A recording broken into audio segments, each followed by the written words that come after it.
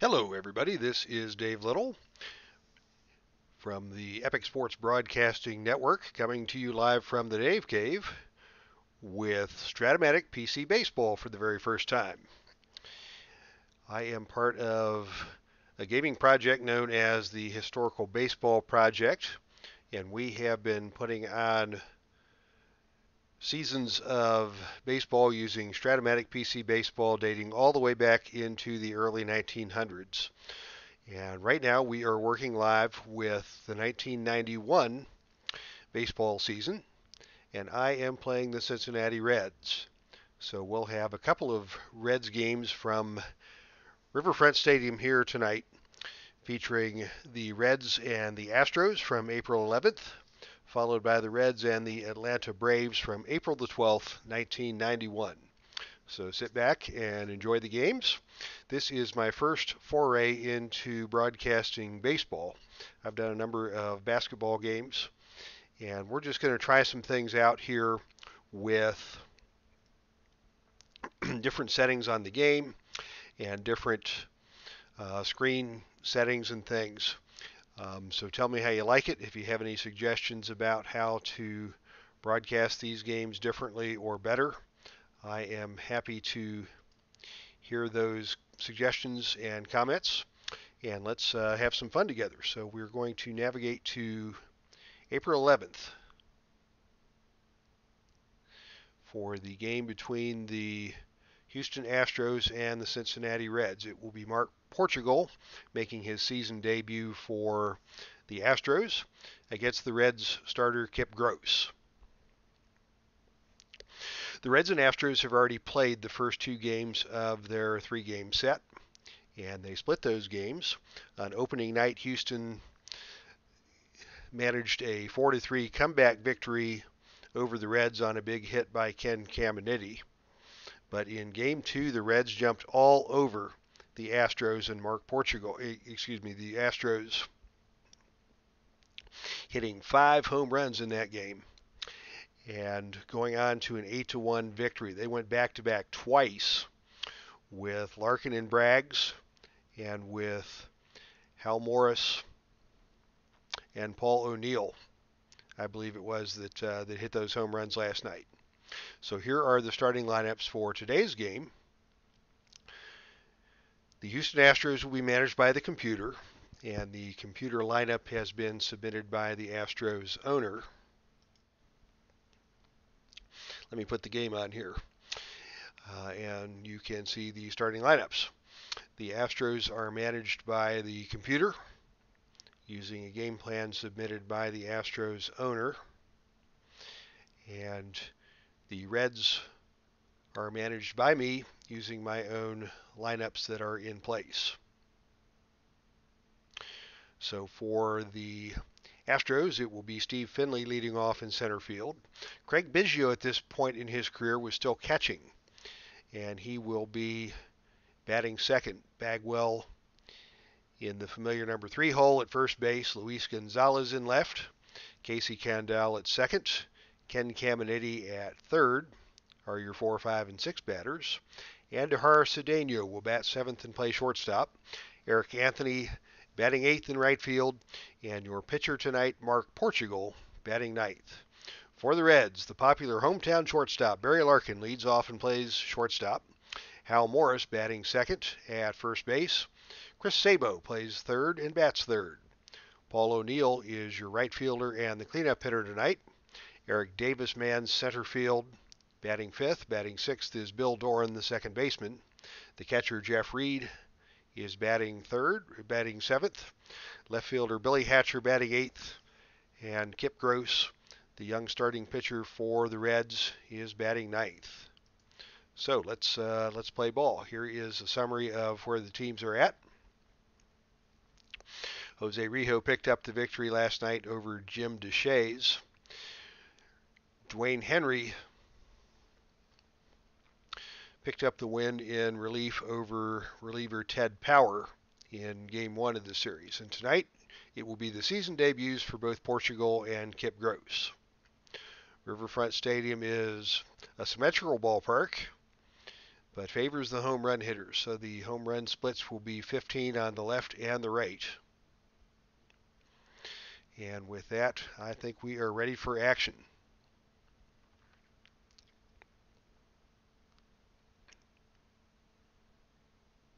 And Steve Finley is at the bat, facing Kip Gross.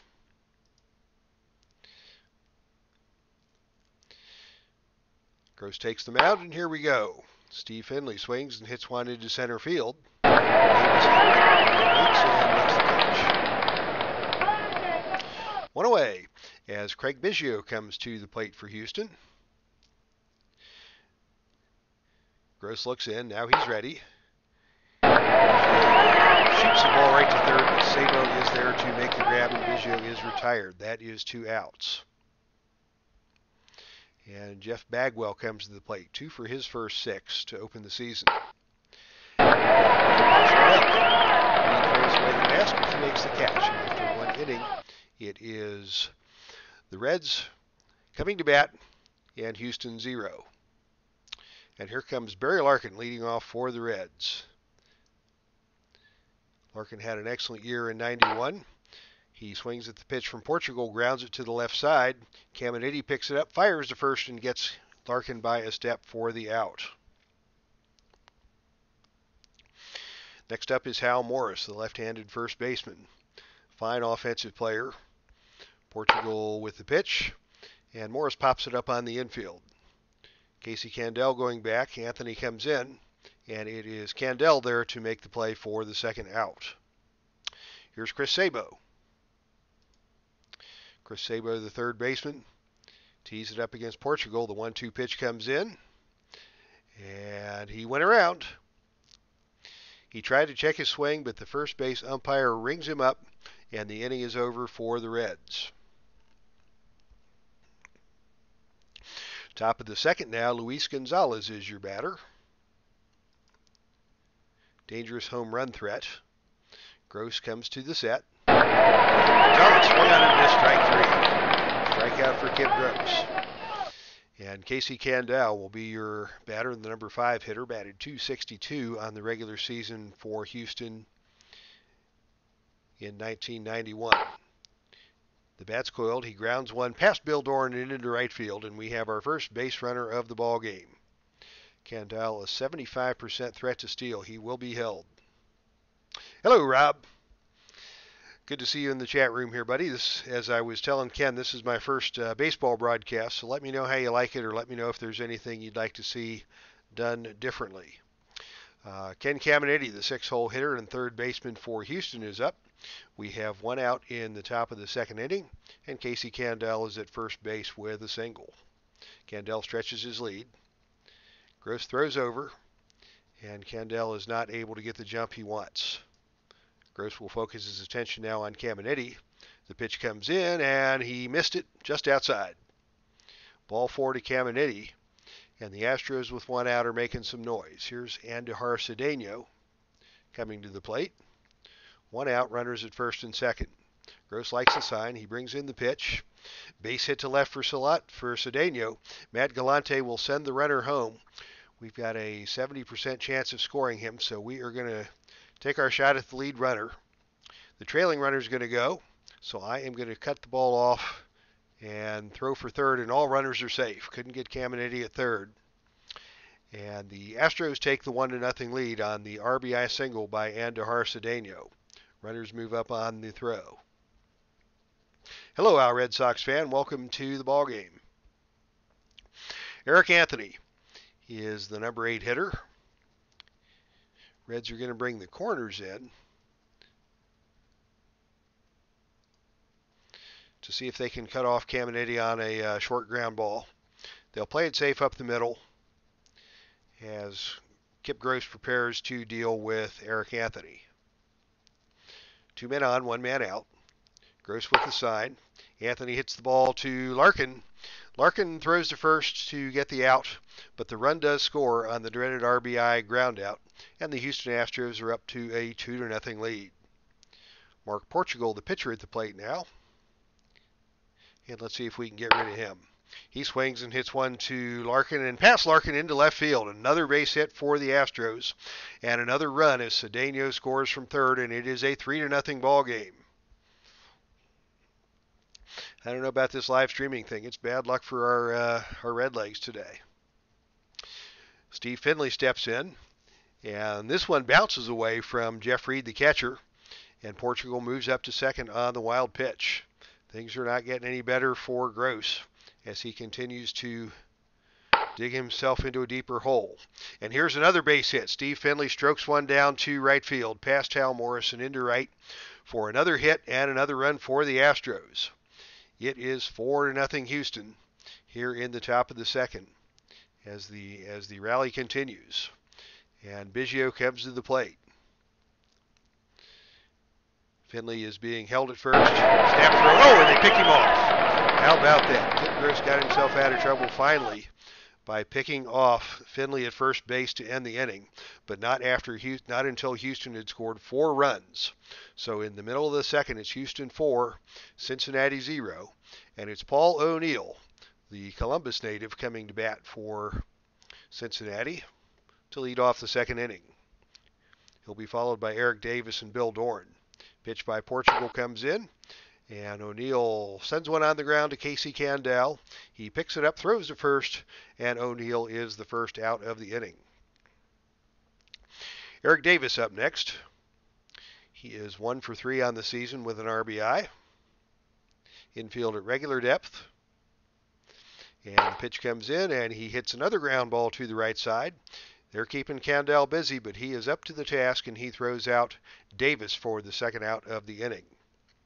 Bill Dorn, the second baseman, is your number 6 batter. He's on with nobody on and 2 outs, and Dorn hits a weak pop-up to the right side. Bagwell moving over, and Bagwell makes the catch. So another 1-2-3 inning for Mark Portugal, and Houston comes back up to bat for the top of the third inning, leading 4-0. Welcome to the chat room, Al Red Sox fan. Doing a little baseball here in Saturday afternoon YouTube stream. Gross facing Biggio. He fans Biggio on a nice curveball. Gross bouncing back nicely after a tough second inning. Let's see what he can do with Jeff Bagwell. Bagwell's bat is cocked. He swings and hits one to Larkin, and Larkin makes the play, snares the line drive for the out, showing excellent range on the play. Larkin is a 1E21 in the field, and he won several gold gloves over the course of his career. Hello, Dave Gardner. Welcome to some Saturday afternoon baseball from Riverfront Stadium in Cincinnati, Ohio. My beloved Redlegs are trailing the Houston Astros 4-0 in the top of the third. Luis Gonzalez is your 2-out batter, facing Kip Gross. The pitch comes in, and Gonzalez lines one down the right field line. Can O'Neill get there? He reaches, and it's foul. Just into the seats. And the next pitch is grounded up the middle. Larkin is unable to cut this one off. It bounces into center field for a base hit. That is the 5th hit of the ball game for the Astros. Casey Candell is your batter, and he grounds one to Larkin. Larkin picks it up, throws it to first to retire the side. So the question from the chat room, is Pete managing the team here? No, this was the Lou Piniella era. Pete was the manager until 1989 when the gambling scandal hit. And he was replaced by Lou Piniella, who led the Reds to the world title in 1990. And I believe Piniella is still in charge here in the 91 season.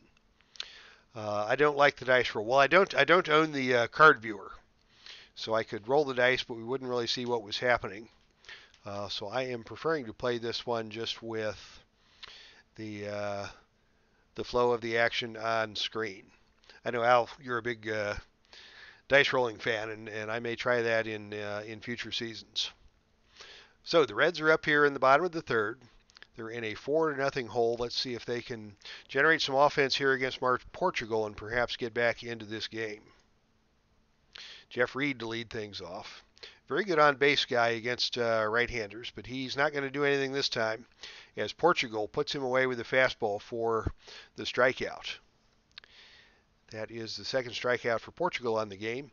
And here comes Billy Hatcher, hero of the 1990 World Series, facing his former team, the Astros. Two-strike pitch from Portugal. Hatcher flies this one out to center. Finley backpedals quickly and makes the grab. 2 outs now, and Kip Gross comes to the plate. He is not a accomplished hitter by any means, and Portugal made him look bad with a curveball on that one, and the inning is over. At the end of 3, it is the Astros 4 and the Reds nothing. We go to the top of the 4th, and Ken Caminiti comes to the plate. Walked and scored in the first inning. And let's see what he can do with Kip Gross this time. He grounds one to the left side, and it is picked up by Larkin. A strong throw by Larkin to get the out at first. Fine play by the Gold Glover Barry Larkin, and that is the first out of the inning. Here's Andujar Cedeno. He had a big hit in the second inning and drove in a run. He's ready now as Gross comes with a pitch, and he grounds this one to the right side. Morris grabs it, flips it to Kip Gross for the second out. Two-way now for Eric Anthony. Gross squeezes the rosin bag, peers in. Anthony swings and misses for strike 3, and Gross sets down the Astros in order. Gross has dug himself a hole. He needs to just keep it close now and see if the Cincinnati bats can get going to get the Reds back into this game. And it's going to be 1, 2, and 3 for the Reds as Barry Larkin steps into the plate to lead off the bottom of the 4th. Portugal goes into his windup. Here's the pitch. Larkin hits one to the right side, and Bagwell will settle under it and make the catch for the first out. Here's Hal Morris coming to the plate. 3 for his first 10 this season. The windup by Portugal. The 0-2 is swung out and missed. And Morris goes down for the second out. Chris Sabo is your number 3 hole hitter. And he hits one to the left side into left field in the gap between Cedeno and Caminiti. And the Reds have their first hit and their first base runner of the game. Sabo with a 70% chance to steal. So we'll see if he can get his lead with 2 outs and get him into scoring position for O'Neill. He's got a 28% chance of getting the lead. He'll take a look at the lead, and there he goes. Biggio comes up firing, and Sabo is out. No, hold on. He kicked the ball loose, and they are calling him safe now. So the umpire didn't get a good look at that play the first time, but made the right call, and Sabo is now in scoring position for O'Neill with 2 men out here in the 4th. What's O'Neill going to do against Portugal? O'Neill waits. He hits one to right field. Anthony glides under it and flags it down on the run to retire the Reds here in the 4th. So the Reds finally get their first hit, but they cannot dent the plate. And Houston heads to the bat at the top of the 5th with a 4-0 lead. It'll be 9-1-2 for the Astros as Mark Portugal is on to lead off the inning. Gross delivers to Portugal, and Portugal hits a whip fly ball to Eric Davis in center field, and Davis puts it away for the first out. Here's Steve Finley, 1 for 2 on the night. Gross gets ready to pitch, and here's a high pop foul in front of the plate. Jeff Reed settles under it, and he makes the catch for the second out. And here comes trouble. Biggio, Bagwell, Gonzalez. The murderer's row for the 91 Astros. Biggio 0 for 2 today. Portugal comes with a pitch. It's grounded to the left side. Sabo barehands it, sidearms it to first, but Biggio beats that one out. That ball was not well hit, and Sabo couldn't quite get it over to first in time to retire the speedy Biggio, and Biggio is on with the infield single. Here's Jeff Bagwell with 2 outs, Biggio at first. Wonder if Biggio is going to try to run. A snap throw from Biggio. Oh, and they call the balk on Gross this time. Dave Little's face is as red as a beet as Dave Little is screaming at Bill Hahn. How about that, sports fans? Bagwell now will hit in the clutch with 2 out and Biggio at second. Gross comes to the box, comes with the pitch, and it's a fly ball to left field. Billy Hatcher settles underneath of it. He charges and makes the grab for the final out of the inning. So we're halfway through game 1 here in Cincinnati as the Reds continue to trail 4-0. Mark Portugal has pretty well owned the Reds through the first 4 innings. And let's see what Eric Davis, Bill Doran, and Jeff Reed can do to change the Reds' fortunes here in tonight's contest. Here's the pitch to Davis. And Davis, he's hit by the pitch on that guy. Rides in on Davis and caught him in the hands. Davis is in some pain, and he's going to head to first. Let's see if he can get some offense going. He is an 80% base stealer. 19% chance of the lead. Davis cannot get the lead, so he'll stay put. And Billy Doran has a hit and run rating of B. So we might just send Davis and see if Doran can do something to kickstart the offense.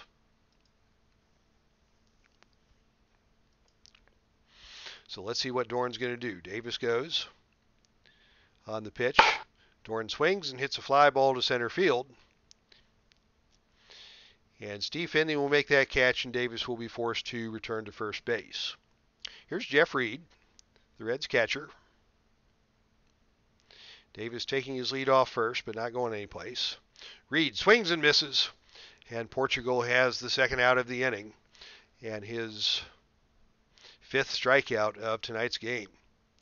Portugal is looking good here for a 4.50 ERA guy. He is having his way with the Reds here tonight. Here's Billy Hatcher now, with 2 outs and Davis remaining at first base. Hatcher settles in. The 2-strike pitch comes, and it is grounded again to Candel. Candel makes another fine play, throws out Hatcher to end the inning. Casey Candel has done a good job at second base for the Astros here tonight as they continue to hurl a shutout against the Reds offense. Kip Gross is on the mound for the 6th inning.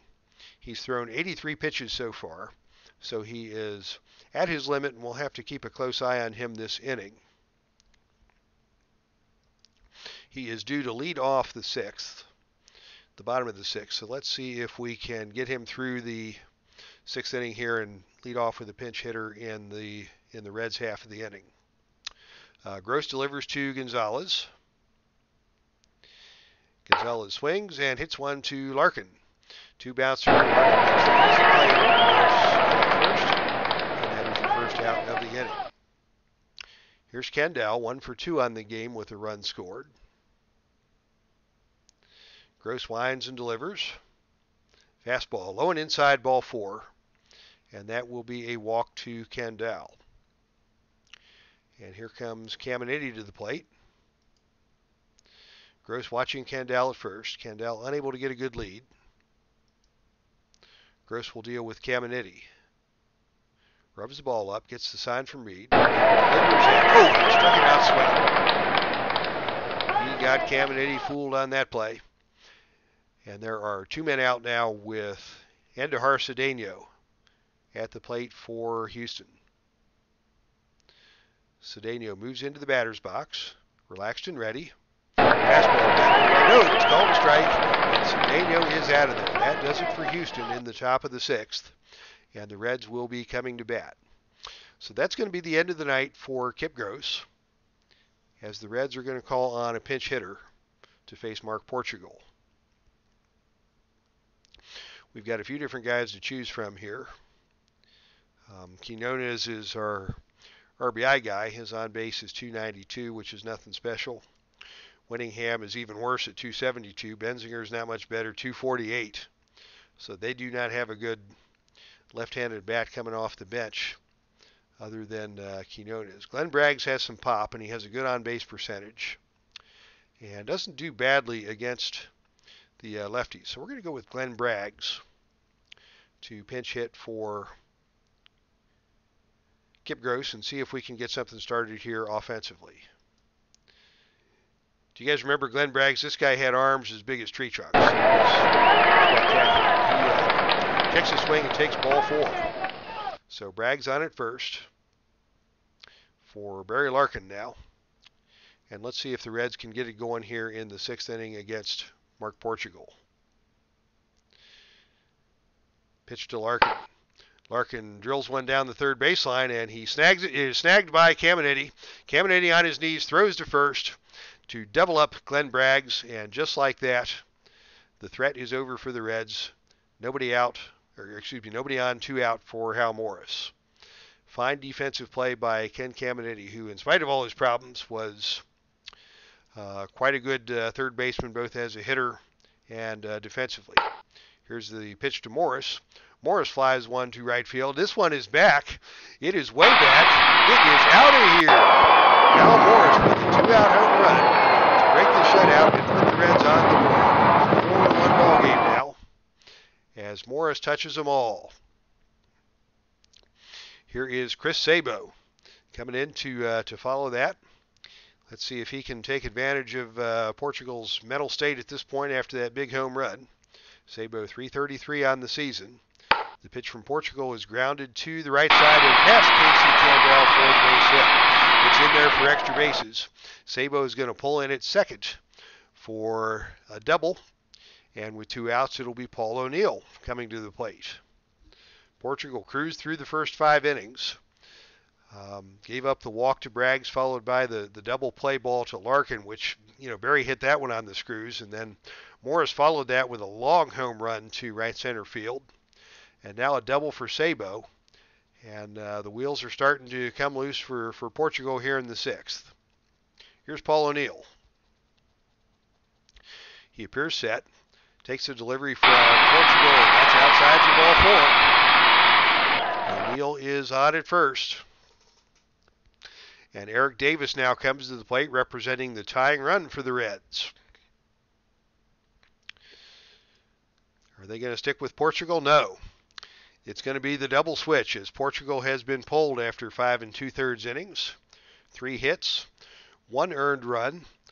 Portugal is also responsible for Sabo and O'Neill on the bases. So he can win it. He cannot lose it. And it will be Jim Corsi coming on to face Eric Davis. Davis does have some pop in his bat. Struggled with injuries in '91 and managed only 285 at-bats on the season, but 11 home runs. So let's see what Davis can do with Jim Corsi here in the clutch. 2 outs. Davis is ready. Corsi's ready.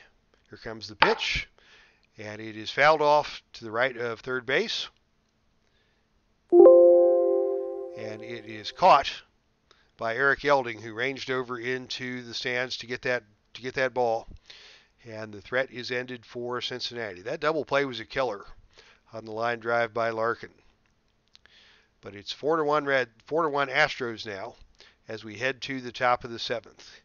Coming to the plate will be Anthony, Yelding, and Finley, lefty, righty, lefty, as the Reds look for a reliever in the 7th. Steve Finley is the most dangerous hitter in this group. So we're going to come with the left-hander. We're going to use Norm Charlton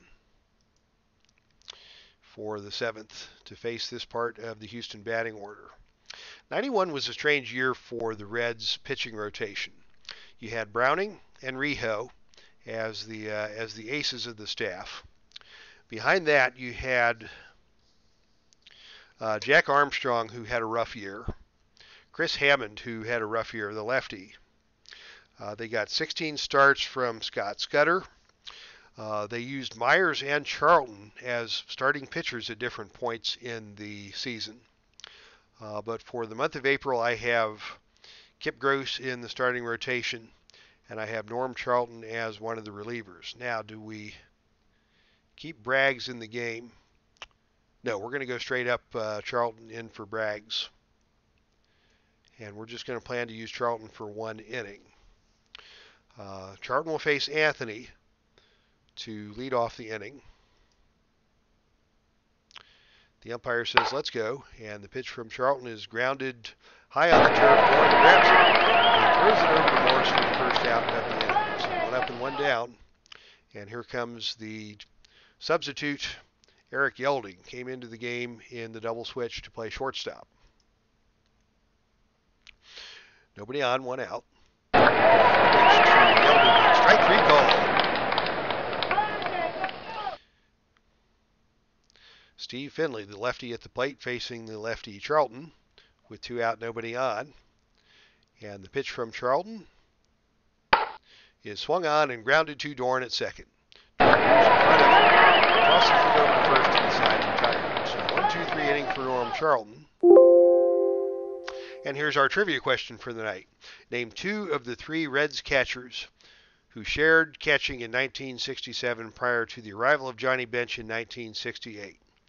In 1967, I was 3 years old. I wasn't following baseball, so I don't know the answer to this. But I will give you all in the chat room a few minutes to cogitate on that one while I grab a drink, and we'll see if anybody knows who the catchers were for the Reds prior to Johnny Bench.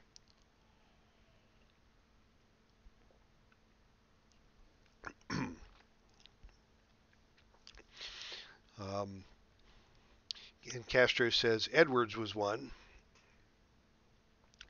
Bob Boone, I don't remember Bob Boone with the Reds. I could be wrong. I'm wondering about Bill Plummer, who was the backup for Bench and was somewhat older, but I don't know if he would have been there in 67. I was only 3 years old. Of course, Ken Castro was probably already a teenager in those years and probably had this baseball card collection on the back of his bicycle spokes. So let's see the trivia answer. And John Edwards, you nailed that one, Ken. Don Pavletich and Jim Coker. So 1 out of 3 in the chat room, 0 for 3 in the announcing booth. So the chat room wins that one. Bill Doran will lead off the inning. Oh, he was almost a teenager. He was 12. Touche, Ken. So Bill Doran will lead off against Corsi to start the bottom of the 7th for the Reds.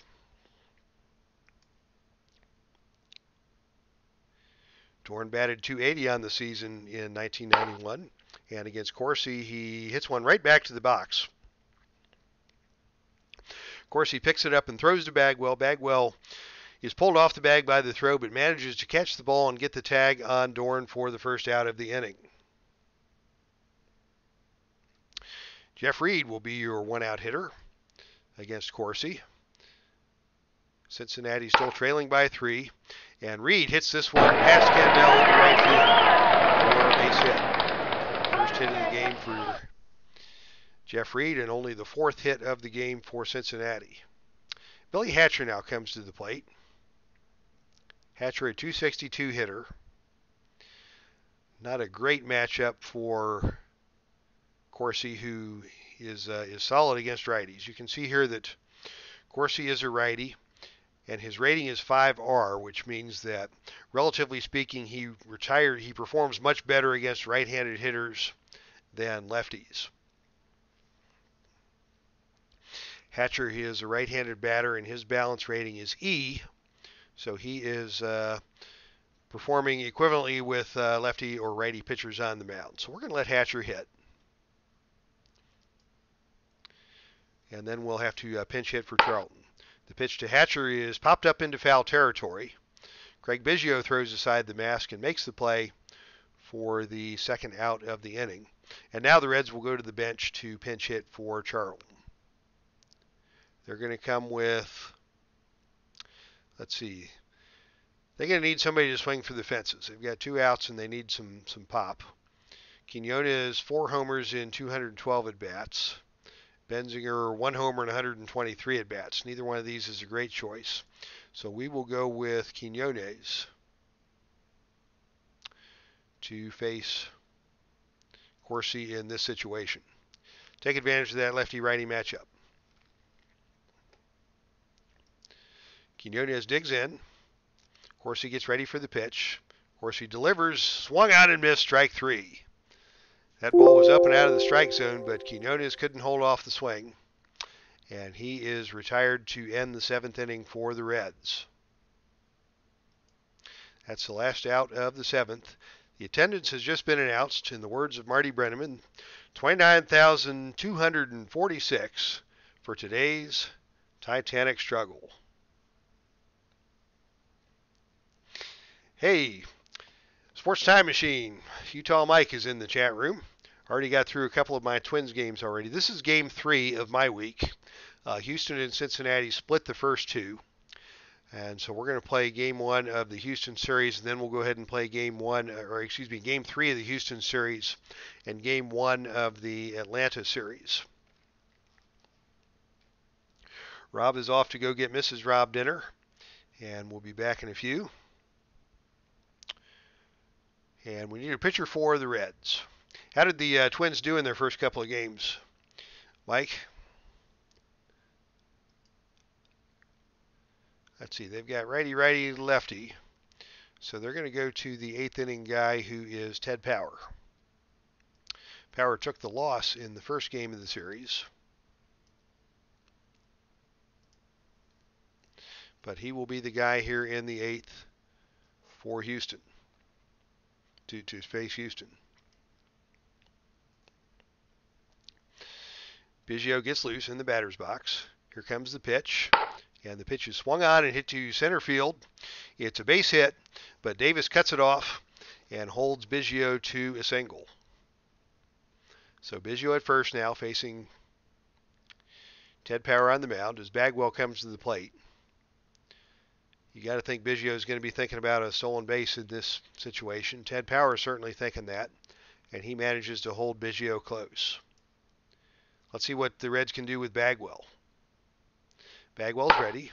The pitch is popped up in the air to center field. Actually, it's over the head of Davis, and Bagwell drives the ball for extra bases. They're going to try to score Biggio on the play.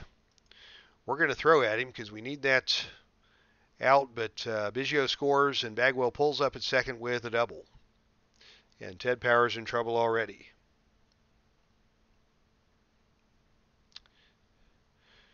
Facing now Luis Gonzalez.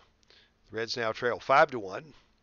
Gonzalez swings and hits one past Morrison into right field. And that's a base hit. That's going to be a double for Gonzalez. And Bagwell scores. It is now 6-1 Houston.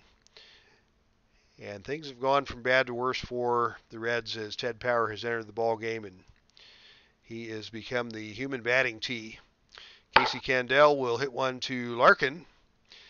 Larkin looks Gonzalez back to second. Fires to Morris for the out. And Ted Power finally has recorded an out here in the 8th inning after 2 runs have scored. Stepping in now is Ken Caminiti. And he hits one into center field. Swings on it, bounces above, and takes it in for the second out. Here's Jim Corsi. With a 5-run lead, Houston may let him bat. And in fact, they are going to let him bat. And Corsi steps in and grounds one to Larkin. Sends no remorse for the out. And the Astros are finally retired, but not after they score 2 runs on several hits in that inning, and it is now a 6-1 ball game. Dave Garner asks, what are the differences between this and Action PC Baseball? They look similar. I don't know much about Action PC Baseball in terms of the background, but this is an adaptation of the Strat-O-Matic cards and dice game.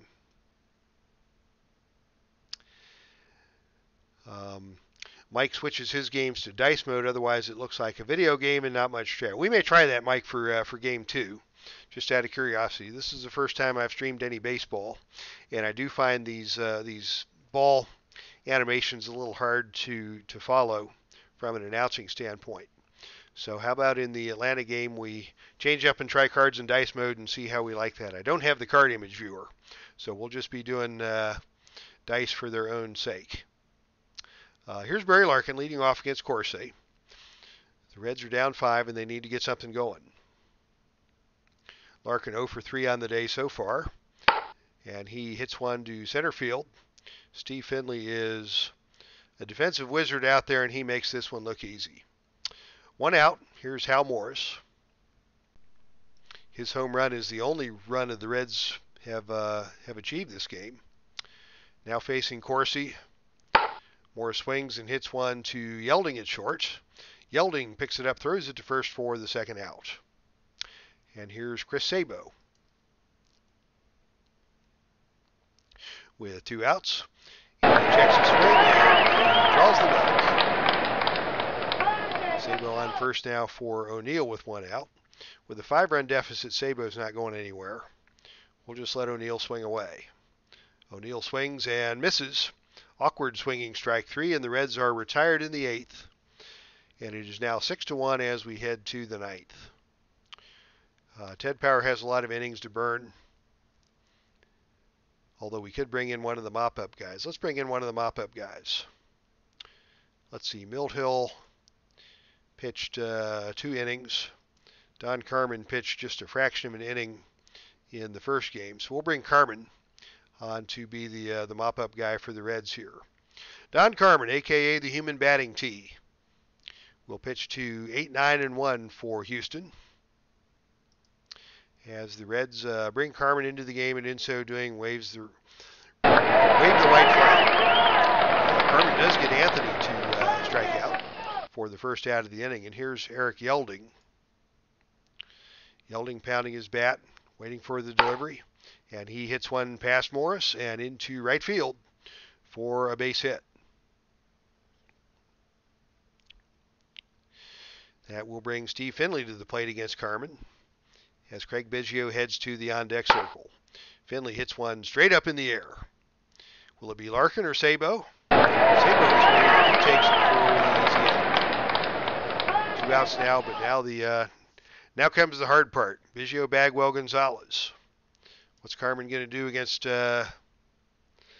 this crew? His pitch to Biggio is grounded up the middle, past Bill Dorn for a base hit into center field. Yelding cruises into third base, and Don Carmen has pitched his way into trouble now with Jeff Bagwell coming to the plate. Carmen's out there to eat up innings. He actually caught Bagwell looking for strike 3. Bagwell didn't like that call, but he is out of there. And the Reds head to the bottom of the 9th. They need 5 to win, 5 to tie, 6 to win. And the Reds have him right where they want him as Eric Davis steps to the plate. Davis, a 2-2 pitch. He takes that one, and it is on the black for strike 3, a perfect pitch to retire Davis and bring Bill Dorn to the plate. Dorn 1 out of his first 7 to start the season. Of course, he delivers, and Dorn hits that one to the right side, past Kendall into right field for a base hit. And here come the Cincinnati Reds. Of course, he is over his pitch limit, so he's probably starting to fatigue, but let's see if Houston decides to pull him at this point. Here's Jeff Reed. And Reed hits one to Candell. Actually, Corsi cuts it off and throws it to first base to retire Reed as Dorn moves to second on the play. Here's a comment from Mike. I wish there was a way the commish can put it on Strat fatigue mode and not pitch count. But without images of the card, Strat fatigue does not do you much good. Interesting. Yeah, I do like the pitch count, and you can visit the mound. So I like that. I actually like that better than traditional Strat fatigue mode where you go from from full strength to full fatigue in just a matter of one at bat. But yeah, it does kind of take away from the old style cards and dice strat that we all grew up with. Here's Billy Hatcher now with 2 outs and Dorn at second. Still a long ways to go if the Reds are going to get back into this game. Hatcher steps in, and he sends one up the middle. Yelding comes up with it. He throws it over to first to retire Hatcher, and that is your ball game. Luis Gonzalez, the hitting star for Houston, with a 2-for-4 performance. And we'll take a look at the box score for this game. Sabo with 2 hits for the Reds. Only 5 hits altogether. as Portugal puts in a strong 5 2/3 innings to earn his first victory of the season. Kip Gross is your loser. He drops to 0-1, and Ted Power again gets roughed up in this outing, giving up 2 runs, and already his ERA is at 9. Biggio 3 for 5. Gonzalez 2 for 4 with a run batted in. And Cedeno also with an RBI. Hal Morris, your only home run of this game. And let's wrap things up and head to our next game of the night, which will be the Reds facing the Atlanta Braves. The Reds dropped 2 of 3 to the Astros, losing that one by a final score of 6-1. So we move ahead now to April 12th. And I know Tom Browning is scheduled to go for the Reds, and he will face Atlanta lefty Steve Avery. Boy, Avery got off to a good start in his young career. He was right up there with Maddox, Smoltz, and Glavine in terms of promising pitching prospects that came up with the Braves. But Avery struggled with some arm problems and didn't quite have the stellar career of the other 3 Hall of Famers. Here's your starting lineup for the Braves. Lonnie Smith in left field, Terry Pendleton at third, Ron Gant in center, Dave Justice in right, Brian Hunter at first base, Jeff Blauser at shortstop, and the bottom third will include Greg Olson at catcher, second baseman Mark Lemke, and Steve Avery on the hill. Take care, Al. Thanks for coming. Have a good night. And Dave Garner's got some hockey action coming up next. So we'll finish up game 2 here, and then we'll go take a look at Dave's hockey broadcast. The Reds will go with their lefty lineup. Duncan playing second base. He is a lefty killer. Sabo and Larkin at third and short, respectively. And that top third of the batting order for the Reds just mashes lefties. And then Glenn Braggs also has a lot of pop against lefties. Joe Oliver will catch. Hal Morris plays first base, but we drop him down in the order against lefties. Hatcher will bat 7th. O'Neill in right bats 8th, and he was just horrible against lefties in his early career. And Tom Browning will bat 9th and pitch for the Reds. Browning had a nice outing in the opening day game, but the bullpen couldn't hold it, and Browning took a no decision in that game. So here's Lonnie Smith to lead things off for the Braves. Oh, we were going to try dice mode for this, weren't we? So we'll go to game preferences, and we'll go to dice mode, and I'm going to cut back to normal play-by-play for this, and we'll get rid of the flight of the ball and instead show the board game information. How do you like that, Mike? Is that a good setup? As I mentioned earlier, I do not have the card viewer for 91, and if I'm going to stream games in the future, I might try to get the card viewer as an add-on with the next season that we purchase. So here we've got the dice in the upper right-hand corner of the screen, along with the indicator that the best columns would be the 3 and the 4. So we swing, we get a 5. Oh my goodness, we're going to have to do something about this dice delay. I think that's a manual split or a manual click. And the first roll is a 5-2, which is a ballpark effect. But with Smith being a weak hitter, it's a single rather than a home run. So let's go back to the options, dice card splits, dice rolled automatically, single die, and best column. This says split cards are automatic. Let's go with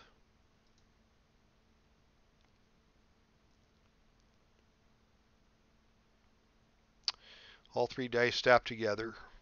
Now let's go with single die stops first. And split cards are automatic, but I'm just going to have to get used to clicking for the split roll. You need to rebuy the game and get it with images. Not this time. I'm not going to rebuy the whole game. But the next time I get a new season, I'll go with the card image viewer when I make the purchase. Okay, here's Pendleton with Smith on first and nobody out. Smith has a 65% chance to steal, and I do not know how the Atlanta manager has that set up. So let's see what if Smith is going to try to run against the combination of Browning and Oliver. He does go for the run. Off to second on the pitch. Oliver's throw. And he's called him out. Oliver got him. The split roll was 1-13, and the split was 14. So Oliver gets the out at second, and there is one out now for Pendleton. Pendleton 4-8 swings and hits a line drive to center field for a base hit. Nice shot off of Browning. Pendleton with an 85% chance to go. And they're going to hit and run. But Gant misses the pitch. And Oliver throws out Pendleton from here to there for the second out of the inning. Probably somewhere in baseball history there was an inning where there were 3 caught stealings, but I've never seen that. I don't think I've seen 2 caught stealings in an inning very often. But now Gant's the batter, and Gant on a 1-10 hits a ground ball to Sabo. Sabo picks it up, fires to first to retire Gant for the third out of the inning.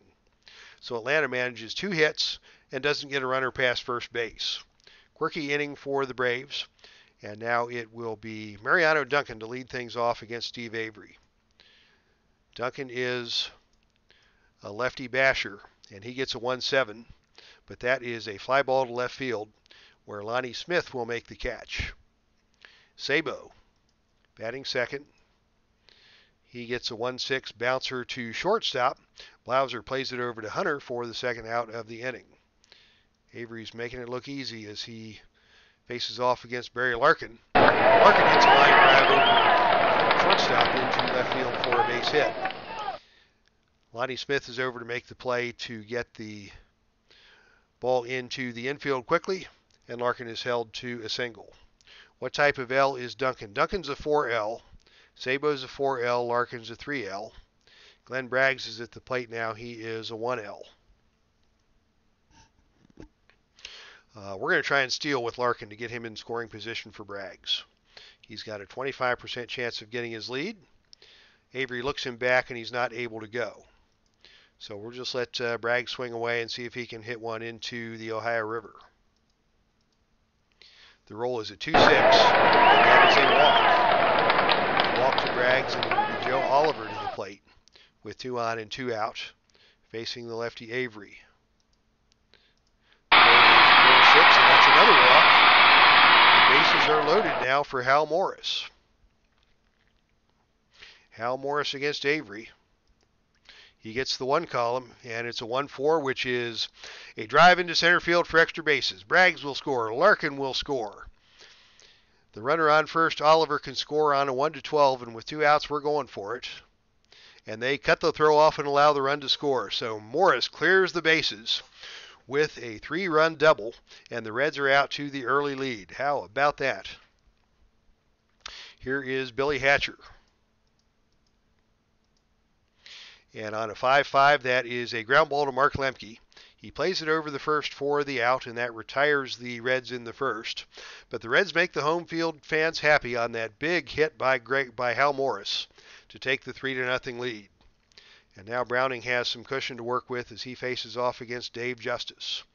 And a 1-3 is a pop-up to shortstop where Larkin will make the play. Brian Hunter is your batter. Hunter on a 4-5 hits a ground ball to Larkin. Larkin, a very steady fielder, makes a great backhand stab and throws it to Morris to retire Hunter on a bang-bang play. And here is Jeff Blauser with 2 outs. Nobody on. The roll is a 3-6, and that is a walk for Blauser. So Blauser goes to first, and catcher Greg Olson comes to the plate. And Olson on a 3-9 hits a ground ball to shortstop. Larkin comes up with it over to first in time. Mike, how's the visibility on the dice? Should I make those bigger? Should I do something differently? They look awful small to me, and I'm not sure how they play on YouTube. So if you'd like me, I don't know if there's a way that we can make the dice bigger.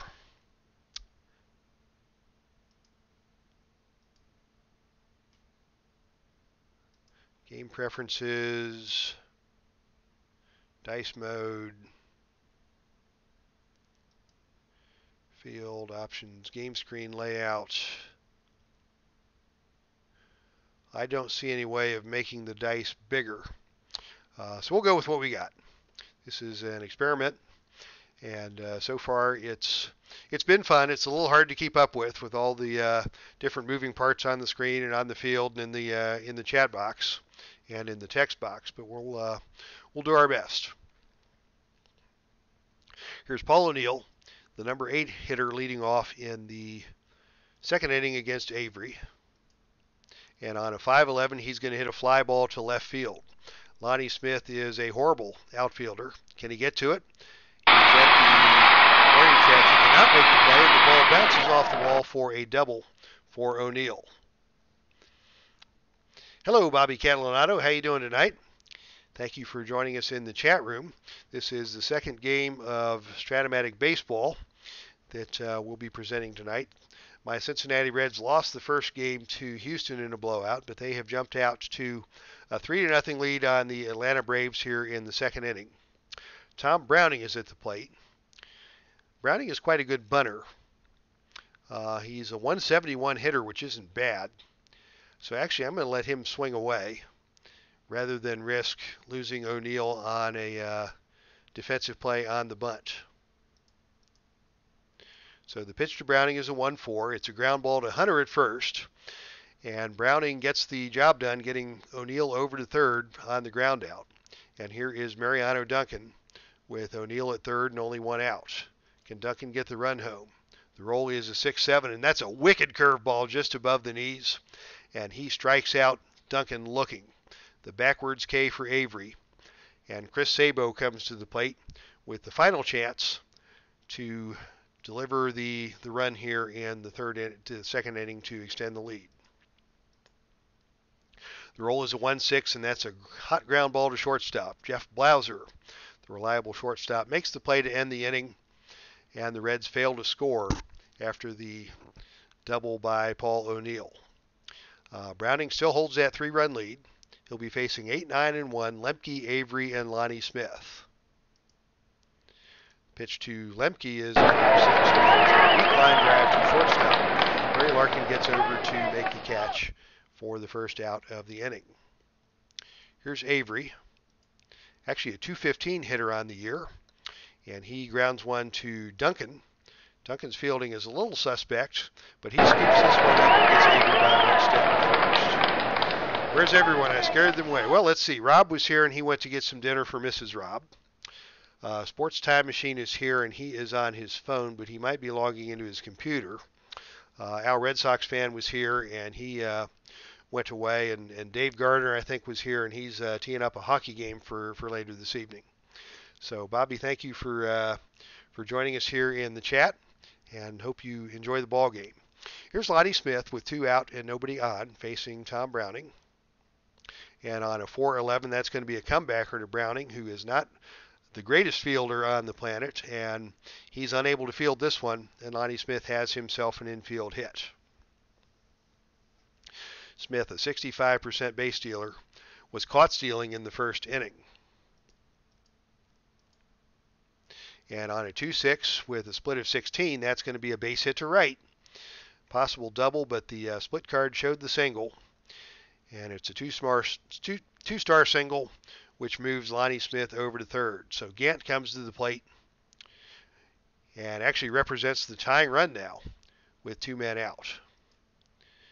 The pitch to Gant is a 2-11, and that's also a split roll, and that is a ballpark pop out to Larkin at short. Singles in this park are 1-8, and with the split roll of 17, that results in a pop up to Larkin to retire the Braves and end the threat in the top of the third.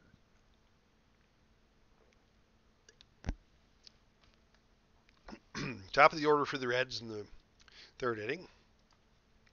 Larkin is the 3 hitter.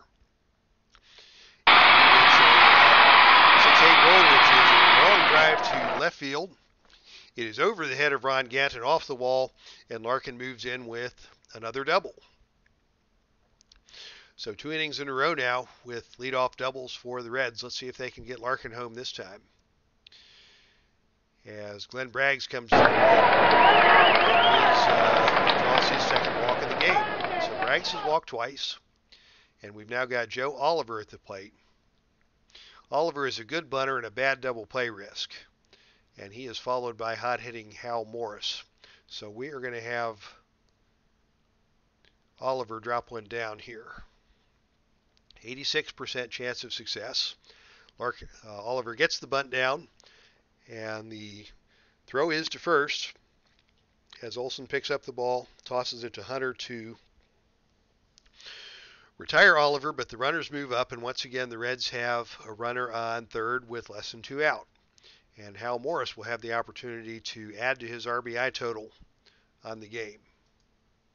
The pitch to Morris is a 3-7. It's a fly ball to center field.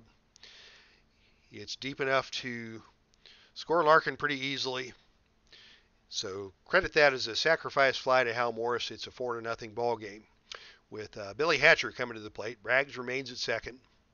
And let's see if Hatcher can get him home. They're going to put Hatcher on with the intentional walk and take their chances with Paul O'Neill. O'Neill, great ball player, struggles against left-handed pitching. Let's see what he can do here against Avery. He gets a 2-9, and that is a fly ball deep to right field. It's going, gone! A 3-run jack for Paul O'Neill, and it is a 7-0 ball game. The Reds have busted it open against Steve Avery here in the 3rd inning, and Avery looks dejected on the mound. So the big double by Hal Morris in the 1st and a 3-run homer for Paul O'Neill in the 3rd has staked the Reds to a 7-0 lead. And Steve Avery will hit the showers. Right-handed reliever Randy St. Clair will be coming on in relief to face Tom Browning.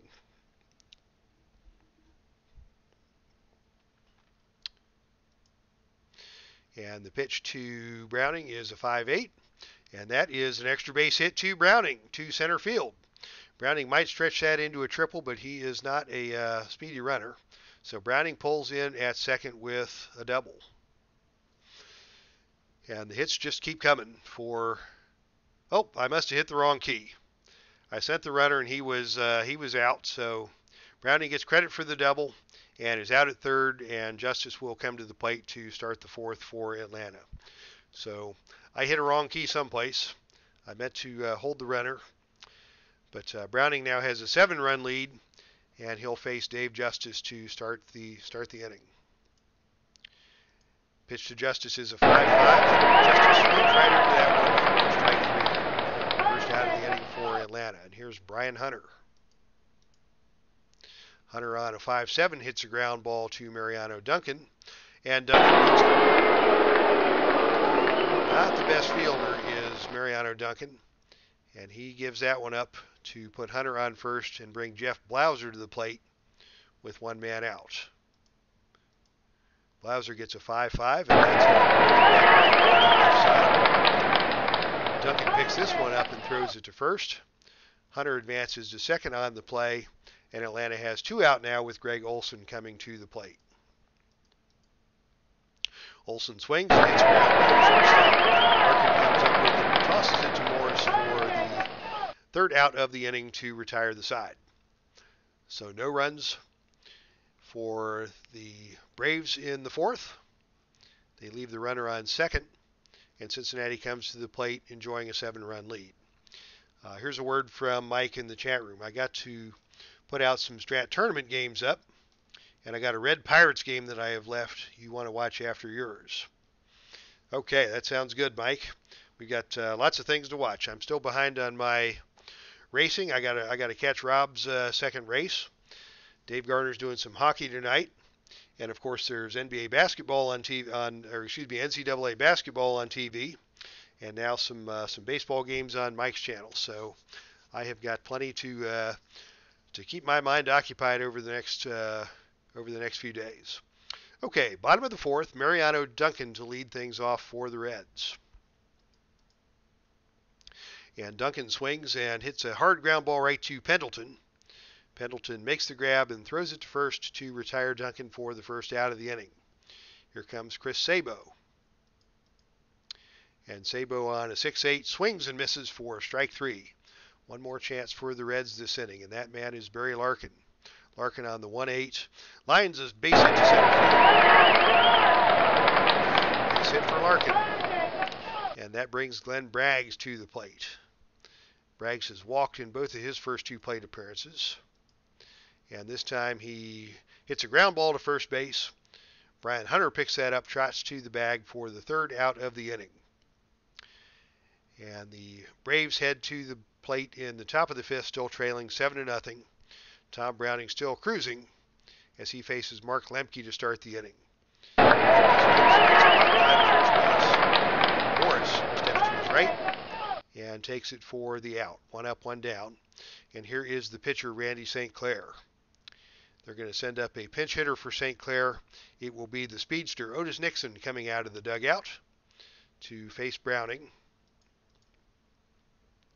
And Nixon hits a blooper just beyond the infield. Barry Larkin ranges back and snags that one for the 2nd out of the inning. Here's Lonnie Smith. Smith hits a 3-6, and that's going to be a walk. Smith walks, and that brings Pendleton to the plate. Pendleton 2 for 2 on the night. And he gets a pitch he likes and gets a base hit to center field. They're going to hold up Lonnie Smith at second. Trailing by 7 runs, they don't need to gamble on the bases. But Ron Gant is now coming to the plate with runners on the pond. 2 outs. Gant on a 6-7. Swings right through the sinking fastball for strike 3, and that ends the inning for the Braves. So we're halfway through the game, and the Reds enjoy that 7-0 lead. As Joe Oliver will come to the plate, and Mike Stanton, the lefty, comes into the game for Atlanta, the 3rd Atlanta pitcher in the game, and we're only into the 5th inning. The pitch to Oliver is hit back up the middle, base hit into center. On the open triangle reading, and Oliver is at first now with Hal Morris coming to the plate. Morris digs in against Stanton. And on a roll of 3-5, that's a scorching line drive to the second baseman for the out. First out of the inning, although Morris hit that one on the screws. And here is Hatcher with 1 man on, 1 man out. And on a 4-6, that's a pop fly into short left field. Pendleton chases it down and makes a catch in front of Lonnie Smith for the 2nd out of the inning. Here's Paul O'Neill. He hit the big home run last inning. And let's see what he can do with Mike Stanton. The roll is 1-7. O'Neill gets good wood on this one, but Gant is going to backpedal and chase that one down for the 3rd out of the inning. Through 5 innings now, it is still a 7-0 ball game in favor of the Reds. And here is Browning to face Dave Justice. The roll is 4-9. It's a long fly to right. And it's caught by O'Neill. Needed a 1-3 on that split to get a double. But O'Neill, a fine right fielder, strong arm, makes the play, and that's the first out of the inning. Browning continues to roll into the 6th inning now to face Brian Hunter. And on a roll of 5-7, that's going to be another ground ball to Duncan. Let's see if he can manage this one. He gets to it, and he makes the play for the 2nd out of the inning. Browning is moving along with the efficiency of a well-oiled machine. And here comes Jeff Blauser with 2 out and nobody on. Blauser pounds one on the ground. Browning grabs it and tosses it to Morris to retire the side. So the Braves go down in order. And Browning will come to lead off the bottom of the 6th. He's gotten through the first 6 on only 5 hits. His pitch count is 78. So he's got plenty of gas left in his tank. They're going to let him bat for himself. And Browning hits one out into center field. Chased down by Gant. It's in there for extra bases. Tom Browning pulls up at second base with a double. And it is yet another base runner for the Reds. 9 hits now on the night for Cincinnati. And you know what? I'm sitting here wearing headphones and I've got the sound coming through my speakers. And it only took me an hour and 9 minutes to figure that out. All right, next up is Mariano Duncan, the lefty beater. And Duncan on a 3-5 strikes out on a called third strike. The umpires in the stands are not very happy with that call. But the only opinion that matters is that of the plate umpire, and he sends Duncan back to the dugout. Here's Chris Sabo. Sabo on a 5-6 gets a line drive right to Jeff Blauser. Blauser makes the catch, and Browning scurries back to second base to avoid the double play and bring Barry Larkin to the plate. 3 for 3 on the night and 6 for 14 on the young season. Let's see if Larkin can get the run home. And on a roll of 110, it's a high ground ball to short. Blauser takes the high hop and throws it to first to retire Larkin and end the inning. The Reds continue to lead 7-0, and Browning continues to roll. He's got 7, 8, and 9 coming to the plate this inning. Olson, Lemke, and ostensibly a pinch hitter for Mike Stanton. Here's the pitch to Olson. It's a high pop-up drifting into foul ground. Oliver races over and very near the stands makes the catch for the first out of the inning. And up to the plate comes Mark Lemke. Lemke rolls a 6-7, and that is a called strike 3, 2 outs. As Browning has retired the first 2 men he placed, they're going to let Stanton hit for himself. I didn't see that coming. And Stanton hits this one to center field. Hatcher makes a beautiful running catch for the third out of the inning. And now the question is, who was the last A's pitcher to win 20 games? This is your 7th inning trivia question for the 7th inning stretch. Anybody in the chat room care to venture a guess? They've had some good pitchers over the years, and this is the current version of the game. So I don't know if Sonny Gray, I don't think Sonny Gray ever managed 20. You might have to go back to the era of Mark Mulder, Barry Zito, Tim Hudson. Let's see if it was somebody out of that group. And the correct answer is Barry Zito, 23 wins in 2002. So that's score one for the play-by-play announcer on the trivia question. All right, here's Mike Stanton on the mound for his 2nd inning of work. And Glenn Braggs comes to the plate to lead things off. And Braggs on a 5-7 is called out on strikes for the first out of the 7th. Here's Joe Oliver, 1 for 1 on the night with a run scored. 3 for his first 5 this season. But he strikes out swinging. 2 up and 2 down, both on strikeouts by Stanton, and here comes Hal Morris. Morris on a 5-2, lines a bullet. Lemke leaps and makes the nice catch on the play. And that is 3 up and 3 down for Cincinnati in the 7th. And Tom Browning cruises into the 8th, still nursing that 7-run lead. And Lonnie Smith leads off with a line drive out to Larkin at short. Very impressive range shown on that play by Larkin. He is a fine, fine fielder. And here comes Terry Pendleton. Bobby, that's okay. No guess for that. In the first game, the chat room got the trivia question right, and I didn't know the answer. And so in this game, I pulled even when I knew the answer, and nobody in the chat room had the answer. So it's 1 for the chat room and 1 for the play-by-play guy. And now it is Terry Pendleton to the plate with 1 man out. Pendleton's having a nice night at the plate, but he's going to pop one up to Joe Oliver. And Oliver makes the catch just before the ball goes into the seats. 2 outs now for Browning as he is looking at the possibility of a complete game shutout here in his 2nd start of the season. Ron Gant comes to the plate. And Gant on 4-11 hits a comebacker. And Browning swipes at it, knocks it in front of him, and that is Browning's 2nd error of the night. Browning is not a stellar infielder. But let's see what Browning can do with Dave Justice. And on a roll of 2-9, it is a deep drive to right field. O'Neill backing, and that one is into the seats for Dave Justice, his first home run of the season. A 2-run shot. The lead is still 7-2, very comfortable lead. But let's see, it may be fatigue time for Browning. So we're going to visit the mound And Browning is indeed starting to show signs of fatigue. The shutout is gone, and Browning is tired, so we are going to go to the bullpen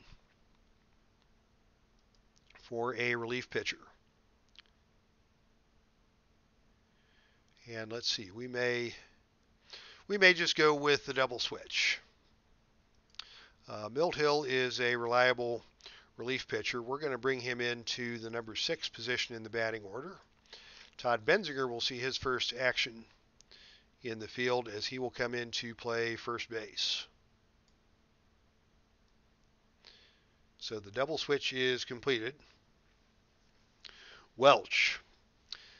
What do you mean Welch? Chris Welch?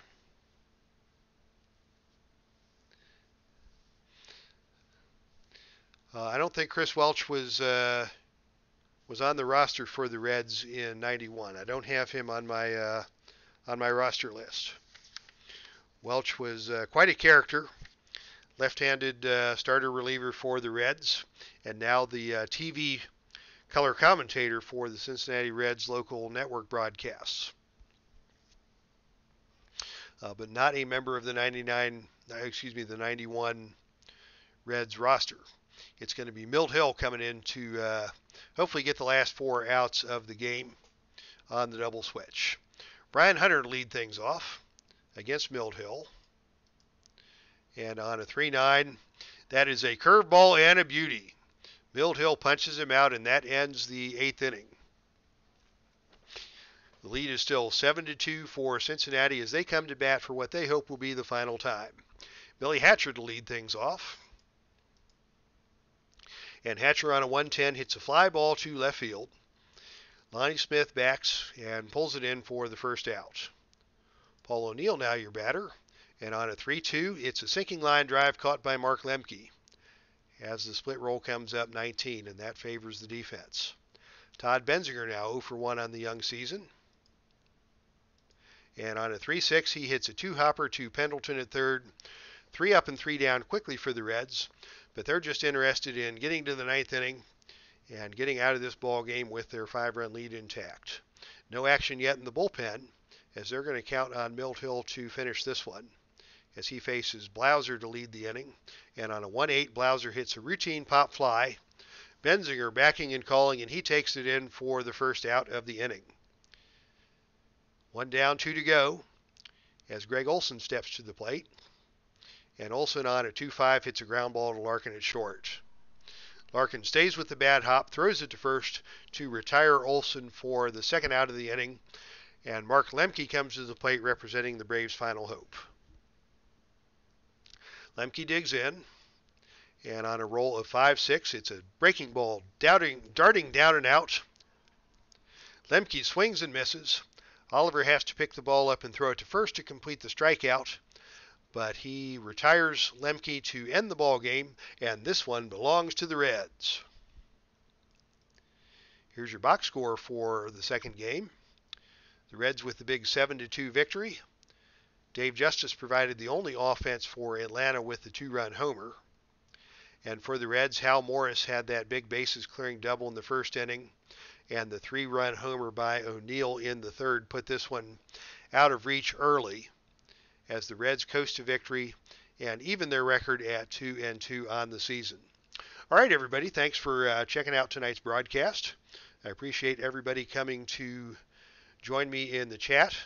And any suggestions you have on how I can do better with these live streaming Strat games, I am more than happy to consider.